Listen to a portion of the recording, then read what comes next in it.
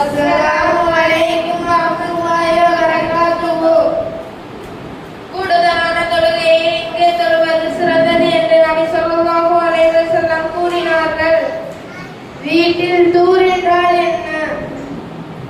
மலை. அப்துர் ரஹ்மானின் தந்தை என்று அழைக்கப்படுபவர் யார்? அலி ரலியல்லாஹு அன்ஹு. குர்ஆன் அன்னை என்று அழைக்கப்படும் அத்தியாயம் எது? அல் ஃபாத்திஹா. மறுமையில் சைத்தான் தீண்டுபவன் பைத்தியம் போல் இருப்பவர் யார்?